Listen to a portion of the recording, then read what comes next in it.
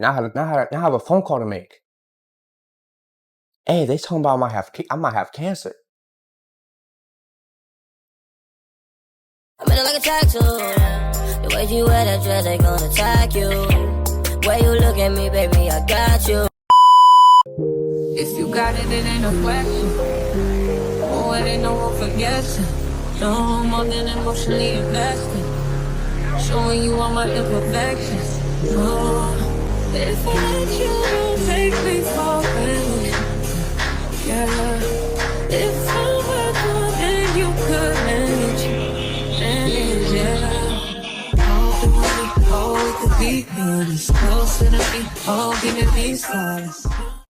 What's going on, YouTube? It's your boy C.Fit. Now, as we get into my final week of prep, I'm going to share a story about why I even bothered to start powerlifting. So, last year, June 8th is when I got injured, right? June 8th, I got injured.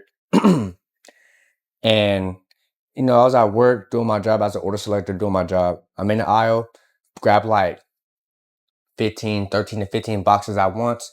I'm like, all right, cool. My job is really timed. I'm really fast. I gotta be fast with it. So I picked up 15 boxes. And while I'm doing that, I'm in the squat position as you should be, picking up boxes, right?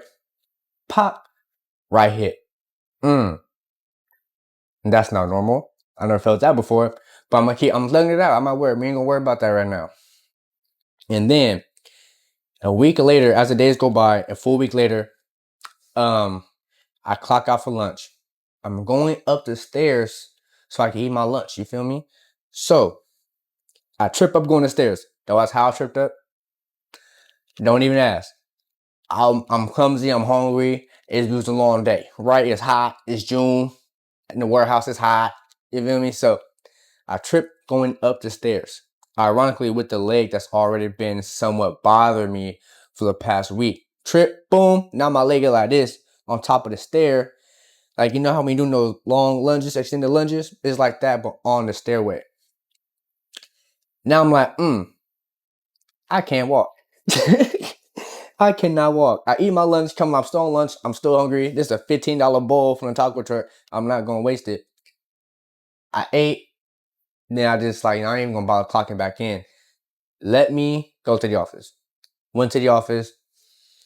I'm thinking I'm probably going to be out for a week. Next thing you know, a week became 2 weeks. 2 weeks became physical therapy. In and out the hospital. But we're going to get into that momentarily. Throughout the duration of my injury, I'm not thinking much of it, right? So my hip is just sore. For some reason, I can't walk that well. For some reason, me sitting down for too long applies pressure on my hips. So I'm over here trying to eat dinner on the couch, sitting like this because it hurt. I'm driving. I'm like having to readjust all the time, especially for long distances because my hip hurts. You feel me? Sleeping became an issue. Everything, my daily routine became an issue because something's going on inside my hip. I have no idea why. Keep in mind, this is June 7th. June 8th, my bad. June 8th. Now, I'm in and out the doctor's office. They ain't thinking much of it. They just diagnosed me as like a little hip sprain. I'll be back in a week or two. Cool. Because I don't know what's going on. They're the doctor. I'm listening to them. Rookie mistake. If you know something's wrong with your body, because they don't know how your body feeling. And they're my workers' comp doctors. So of course their job is to get me back into work. Plain and simple. Plain and simple. So I didn't think of much of it. So I went back to work, and after I'm order selecting, I realized this hurt. I'm thugging it out, and how my job works, right? If you have to hit a certain criteria in order to keep your job, if you're not hitting that criteria, a letter comes. Letter after letter after letter. You reach 5, you get terminated. Now, with my injury, I am getting letter after letter after letter, suspension. And I'm like, bruh, I cannot keep up because I find myself having to catch breaks, have myself having to somewhat stretch midway through. And then my supervisor was like, "Hey, yo, CJ, I understand like you're going through an injury. Go ahead and just take time off and take as long as you need until you're able to actually do this job before we have to let you go." I listened to that. And I said, okay. Went, and now I'm off for like 2 months. During this time, physical therapy. Right? I'm doing physical therapy. And I'm thinking I'm getting better. So we're going to fast forward from then till November, where things started to make sense a little bit. Not make sense, but things got worse. November comes, I'm going from working part-time for my little 4 hours, my 4-hour restrictions to, I'm like, all right, cool, I'm getting better. I'm getting like 110%. I'm moving. After that 4th hour, it's a little bit sore, but I can thug it out for 2 more. Doctor's office on Friday. I'm thinking, hey, yo, doc, I'm feeling a little better. Let's go. You feel me? Let's up my hours to 6. Then he says, oh, your CT scan results came in. Oh, I'm so sorry. I skipped that part. Somewhere along the lines, I got a CT scan, right? My CT scan results came in, and the nurse looked at me and she was like, how are you walking right now? I'm like, I don't know. I've been dealing with it for the time being, about 4, 5, 6 months. I got used to it by now. She was like, hold on. She left. She came back with the nurse and the doctor. If you ever been injured before, or if you even in the medical field, you know when the nurse leaves, she come back with a doctor and there's both of them and they close the door behind you. That's not a good sign. That's not a good sign whatsoever. So, right here, black and white. This is what they told me in November, and this is where I mentally, emotionally, and spiritually lost it. Because that was the icing on the cake. The icing on the cake was hearing my results from the CT scan. Because I was already dealing with a heartbreak. My grandma passed away. My dog passed away. Then a month and a half later, I hear this. There is a lytic lesion, right? Fast forward, because it's just naming the location of it. Now, the conclusion. There's a lytic lesion on the right hip. The location, blah, blah, blah, blah. That's just the location of it. Follow-up for MRI on the right hip with or without contrast is recommended to evaluate for a possible neoplasm. If you don't know what neoplasm means, it means bone cancer. Hearing that at 21 years old, especially if you have the kind of mindset that I have, where I'm good, ain't nothing gonna happen to me. I'm CJ, nothing gonna happen to me. Everybody, I'm good, right? Hearing that at 21. I walk in the doctor's office thinking I'm getting more hours, I'm getting better. I could go back to hitting legs because I haven't hit legs throughout this whole time. November, June, July, August, September, October, 6 months. I'm skipping these things. I'm skipping them, right? I'm like, all right, cool. I'm getting better. I can slowly get back into it. Walk out the doctor's office. Now I have a phone call to make. Hey, they talking about I might have cancer.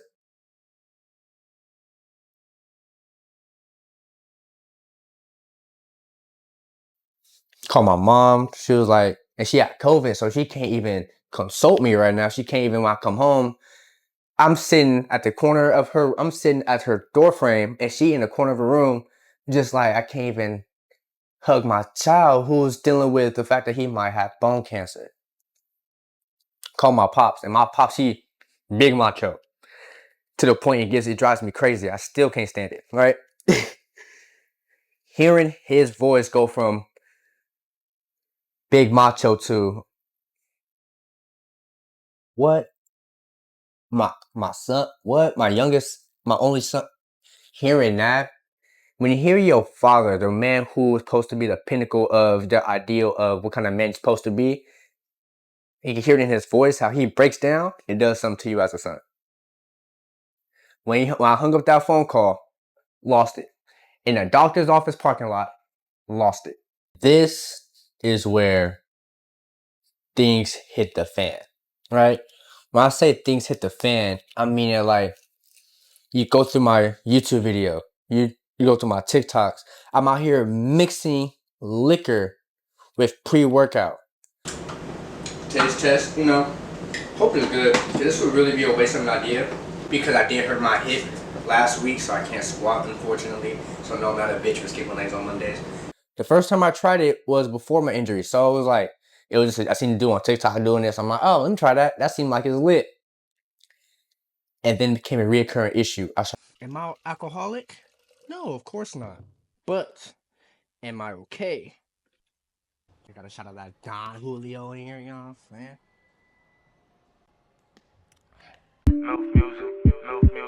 I'm a bad little bitch and I'm snipped like a Barbie. Hips, lips, ass. Issue. I start drinking.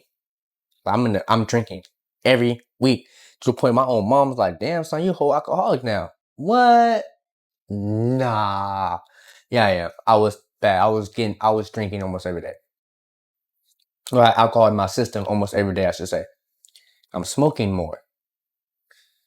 I picked up vaping on top of smoking marijuana, right? Now I'm doing it like I could face 2 blunts. I was never able to do that. I'm smoking a lot more now, right? And during this whole process, I've also lost my faith in God, right? I lost my faith in it. I'm like, bro, me? Like, what? And keep in mind, I never had a full relationship with him. But for me not understanding what it's like to be a follower of God, then I turned my back completely on it. I just didn't care. I was so bitter. I was mad. And then eventually coming down to January, I had a job interview for I work at now. I didn't think I got it. I walked in the house and I was like, how'd the interview go? I don't know. My whole confidence is gone. How I presented myself as a man, all that is just gone out the window because so much of I felt like so much of my life was taken away from me that I didn't know how to deal with it no more. 21 years old. Hold on. These are just my results. Doctor's note. Doctor's note. Doctor visit. All these doctor visits. Doctor visits. Doctor visits. Doctor visits. These are 2. I didn't even see them. Doctor visits.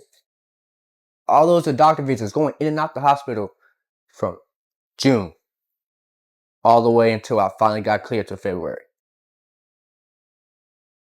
So going back to what my mom said, she was like, you over here stressing out about something you don't even know you really got yet. All right. Last week I've gotten some pretty life-altering news, and I'm not gonna get too much into detail about it because it's still up in the air.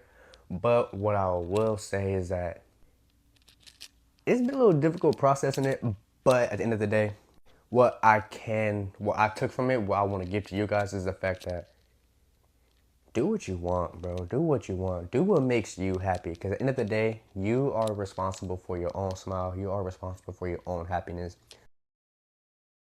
I'm like, yeah, I know. She was like, nah, excuse my language. Tighten the fuck up. Tighten up. It's not, I don't know, this little shell you got going on right now, that's not the son I know. That's not the CJ I know. Tighten up. So I backed in.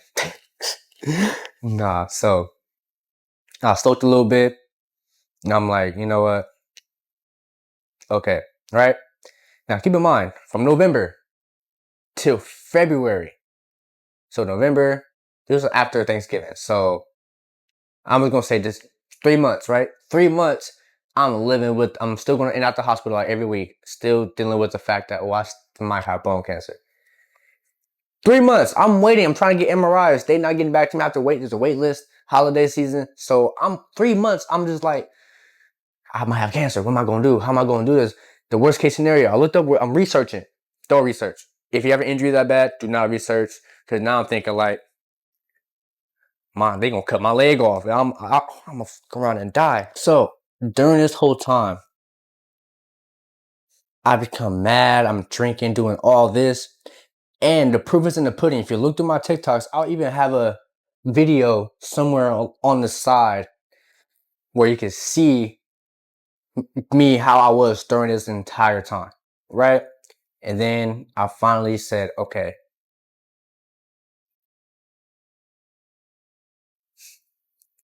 let me see what this is about. I don't know what else to do anymore. So during this whole time, I picked up my word, picked up my cross, and I was able to find God, right? I would have never thought possibly the worst thing that could have happened to me became the best possible outcome. That's why God is amazing. That's why God is so good, bro. Cause like, I don't know what to do anymore. My whole life was like, think about everything that you built your life around in a whole year gets taken away from you. And the thought of that, it might not come back. I didn't know what to do. I did really not know what to do anymore. So I took the best possible route to become better. So I picked up my cross, right? And upon doing so, I'm now a week out from my first competition, powerlifting, right? Now, it wasn't an easy process on recovering after I became healed from my injury. Cause I got healed really the week of Valentine's Day. Not healed, but I got released. My shambles have been released the week of Valentine's Day, right? This wasn't an easy process. I had to learn from deadlifting 225, and I normally pull sumo, but I was learning how to pull conventional to keep as much tension off my hips as possible. I was squatting a max of 185, but I wasn't even hitting depth because I was unable to. You know what I'm saying? I was unable to. It didn't take me up until like 10 weeks out. So that's like, what, 2 months ago? For me to hit my old numbers. So I'm recovering from January all the way to May. I'm recovering, getting my strength back up. Everything. This was a long and enduring process. But the best thing is now I take my mobility and stretching more seriously and my warm up more seriously. This is why when I work out or I tell people I work out with or even tell clients, please take 5 to 15 minutes. It don't take that long to warm up your muscles, warm up your joints, warm up your tendons, your ligaments, warm up your body before you start doing anything. Right, hold on, bro. My legs look fucking monstrositous. That's not even a fucking word.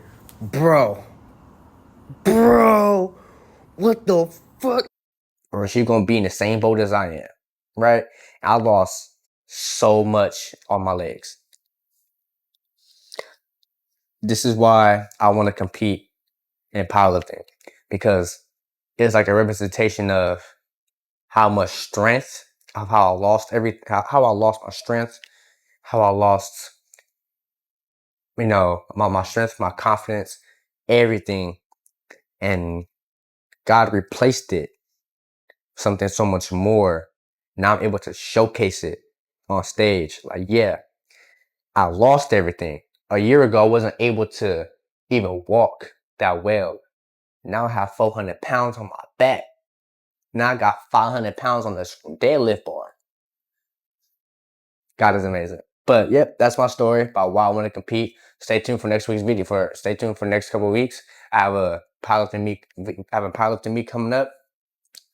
Like, comment, subscribe, and I hope you enjoy it.